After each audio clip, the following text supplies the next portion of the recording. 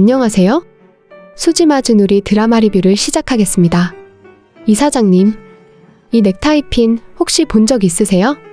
최선영이 회사로 김마리를 찾아갔네요. 왜냐면 지난번 김마리 집에서의 대화는 진나영이 엿듣고 있는 것 같아 속 시원하게 많은 이야기를 할 수 없었기 때문인데요. 선영씨, 이 넥타이 핀이 뭔데요? 김마리는 최선영이 건넨 오래된 넥타이 핀을 자세히 들여다보았습니다. 그리고 그게 누구의 것인 건지 이제 알아내게 되는데요. 아주머니, 이 돈 받으세요. 일이 이런 식으로 진행될 거라고는 꿈에도 생각해보지 못한 한진태는 급하게 포구집 아주머니를 또 찾아갔습니다. 그리고 그때보다 더 두둑한 돈봉투를 건넸습니다. 아주머니, 누가 찾아오거나 혹시 전화를 하더라도 절대 제 이야기하면 안 됩니다. 한진태는 당부 또 당부를 했네요. 아이고, 어쩌죠? 장영사라는 분이 왔었어요.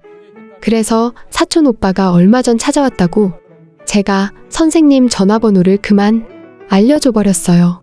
포구집 아주머니는 자신이 뭔가 큰일을 저지른 줄 알고는 어쩔 줄 몰라 했네요. 괜찮습니다. 이제부터 절대 모른 척 아닌 척만 철저하게 해주시면 됩니다. 신신당부를 하고 한진태는 포구집을 나섰네요.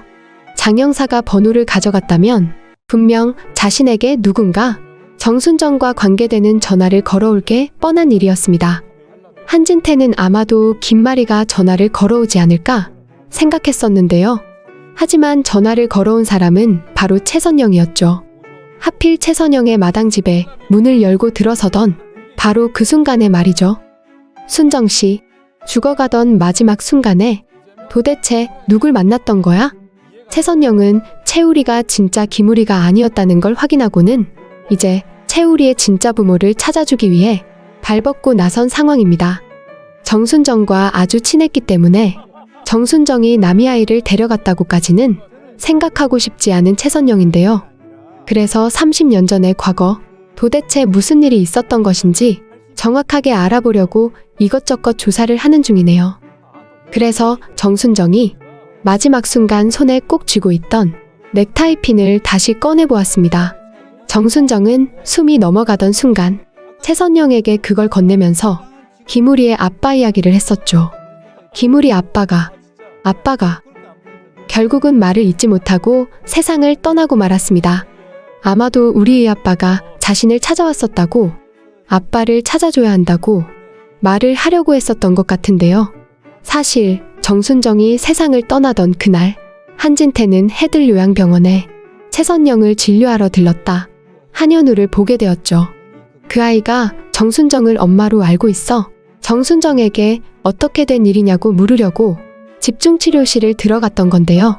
정순정은 한진태에게 자신이 해들병원 소아과대기실에서 아이를 데려온 게 맞다고 솔직히 털어놓았었죠. 그리고 그날의 상황을 잘 알고 있는 한진태에게 혹시 아이 아빠가 맞는지 확인까지 했었습니다. 자신이 곧 죽을 거라는 걸 너무도 잘 알고 있었던 정순정은 원래 가족에게 아이를 돌려보낼 생각에 아빠의 존재를 알려주기 위해 한진태의 넥타이 핀을 안간힘을 써서 움켜쥐었던 건데요. 당황한 한진태가 뛰어나가는 바람에 정순정은 결국 그 넥타이 핀을 손에 쥔 채 임종의 순간을 맞았는데요. 그걸 정순정이 왜 그렇게 꼭 쥐고 있었는지 도무지 알 수 없었던 최선영은 아직도 소중하게 그걸 보관하고 있었던 것이었네요. 도대체 마지막 순간에 누굴 만났길래 그렇게 최선영은 정순정이 그 넥타이 핀을 자신에게 건네며 우리의 아빠 이야기를 했기 때문에 뭔가 연관이 있다고는 생각을 했지만 누굴 만났는지 전혀 짐작할 수는 없었죠.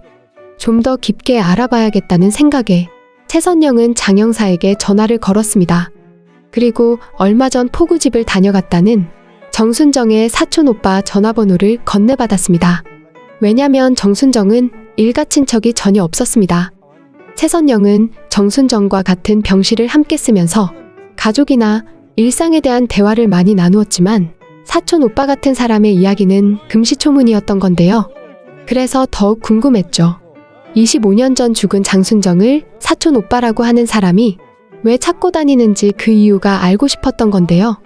혹시 포구집 사장님이신가요? 방금 보낸 사진이 정순정 씨 사촌 오빠라며 얼마 전 찾아왔던 그분이 맞는지 확인 좀 해주시겠어요? 최선영은 포구집 아주머니 번호에 한진태의 사진을 보냈네요. 최선영은 정순정의 사촌 오빠라는 사람의 전화번호를 바꿔보니 한진태 원장의 번호라는 걸 알게 되었습니다. 한진태와 정순정이 연결이 된다는 건 꿈에도 생각하지 못했던 일인데요. 그래서 최선영은 놀란 채 그 번호로 신호음을 보냈었죠. 그런데 하필 바로 그 순간 무슨 일이냐는 듯이 한진태가 최선영의 전화를 받으며 마당집으로 막 들어오는 상황이 연출이 되면서 드라마 98회가 마감이 되었습니다. 채우리가 사실은 한현우가 맞습니다. 포구집 아주머니가 정순정에 대해 잘 안다고 해서 제가 사촌 오빠라고 거짓말을 했습니다. 과연 한진태가 최선영에게 이렇게 털어놓게 될까요? 아니죠. 앞서 말씀드렸듯이 한진태는 이미 포구집 아주머니를 만나고 오는 길이었죠. 돈 봉투를 쥐어주고는 절대 말하지 말라고 강력하게 입단속을 해놓은 상태인데요.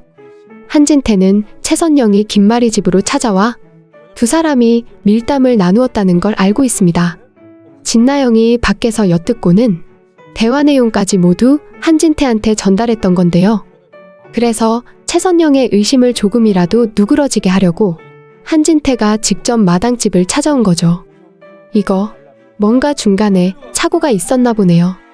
제 전화번호가 거기 있을 리가 없죠. 정순정이라는 분은 제 사촌동생도 아니니까요. 한진태는 최선영에게 또 거짓말을 할 수밖에 없었네요. 이제라도 모든 사실을 다 털어놓고 싶지만 진나영이 한진태의 덜미를 잡고는 놓아주지 않고 있기 때문입니다.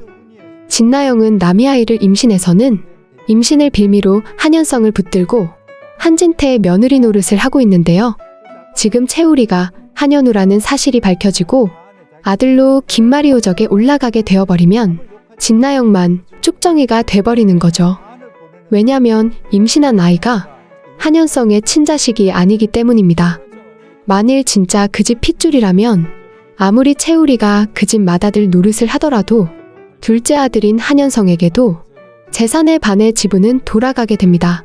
그렇게 되면 당연히 한현성의 아이도 그 지분을 물려받게 되는 것이죠. 아이는 그 집의 손주가 되는 거니까요. 하지만 진나영은 잘 알고 있습니다.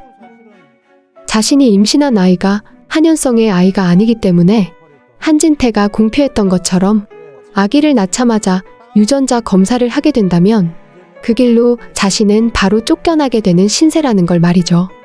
바로 얼마 전 김마리와 채우리의 유전자 검사를 할 때 검체 조작을 했다는 사실이 탄로나자 한현성이 진나영에게 했던 행동 기억나실 텐데요. 이제까지 우유부단해 보이기만 했던 한현성은 곧바로 진나영을 꼴보기 싫다면서 친정으로 가라고 했죠. 모든 일이 해결될 때까지 거기에 있으라고요.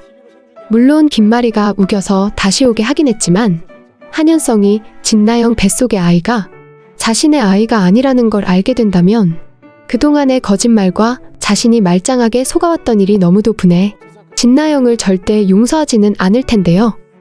더구나 씨앗을 가지고 장난을 치는 건 절대 용서할 수 없는 일입니다. 아마도 진나영도 당연히 그런 걱정을 할 텐데요. 그래서 진나영은 지금 잡고 있는 한진태의 뒷덜미를 절대 놓을 수 없는 것이죠. 이대로 진행이 되어야 자신이 아이를 낳아도 유전자 검사도 하지 않을 것이고 채우리가 맏아들이라면서 김마리의 호적에 올라가는 일이 절대 없을 테니 말이죠. 하지만 모든 게 진나영 생각처럼 쉽게 자신이 원하는 식으로 풀려가지는 않게 되겠네요. 지금 진수지는 채우리가 성장했던 보육원을 찾아가 어린 시절에 대한 부분을 조사하고 있는 상황입니다. 채우리가 늘 꿈처럼 꾸는 앰뷸런스 경고음이 왜 그렇게 자신에게 위협으로 느껴지는지를 분석하려고 하는 건데요. 채우리가 지금 많이 힘들기 때문에 진수지는 자신이 뭔가를 해야 한다고 책임감을 느끼고 있습니다. 채우리는 얼마 전 자신이 진짜 기무리가 아니라는 사실을 모두 알게 되었죠. 그리고 친엄마라고 철석같이 믿고 있었던 정순정이 진짜 엄마가 아니라는 사실도 모두 알게 되었는데요.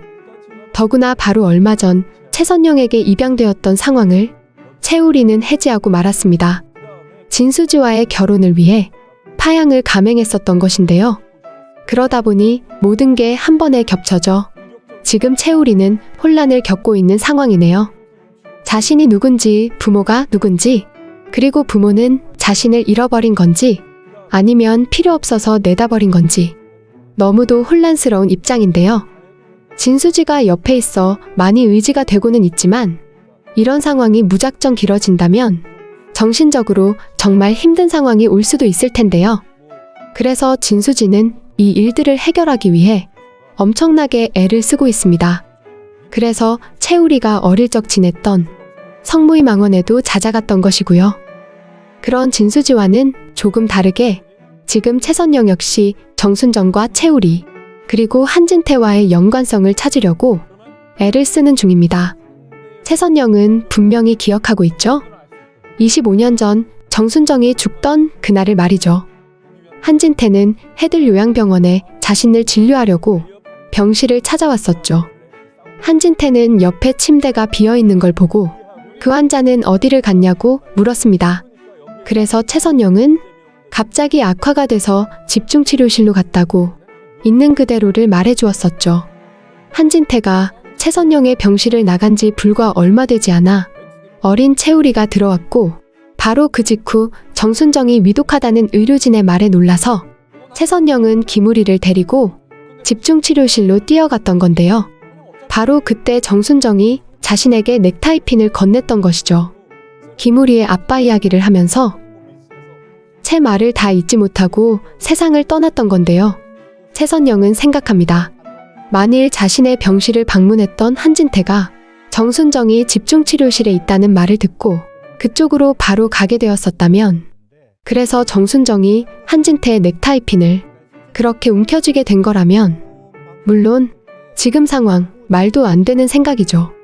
하지만 이런 가정을 할 수 있었던 건 바로 정순정의 사촌 오빠 번호라고 전해받은 번호가 한진태의 번호와 일치했기 때문이었던 것인데요. 더구나 그것을 변명하는 한진태의 모습이 뭔가 예전과는 다르게 느껴졌던 최선영입니다.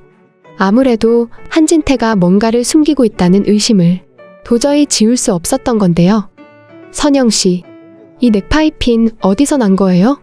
김마리는 한참 넥타이핀을 살펴보다 최선영에게 질문을 했네요. 정순정 씨가 해들 요양병원에서 죽던 순간 손에 꼭 쥐고 있었던 것이에요. 그 말에 놀란 김마리는 털썩 소파에 주저앉아 버렸습니다. 선영씨, 이 넥타이핀은 내가 한진태 원장 생일에 선물로 사주었던 거예요. 왜 없어졌냐고 하니 화장실 배수구에 떨어뜨려서 그냥 물에 쓸려 내려가 버렸다고 너무도 아쉬워했던 바로 그거예요. 그제서야 최선영의 눈에도 넥타이핀에 깨알같이 박힌 김마리의 영어 이니셜이 눈에 들어왔습니다. 이제 한진태는 도간에 든 쥐네요. 이제 한진태는 자신이 이제까지 했던 행위들을 모두 설명을 해야 할 텐데요.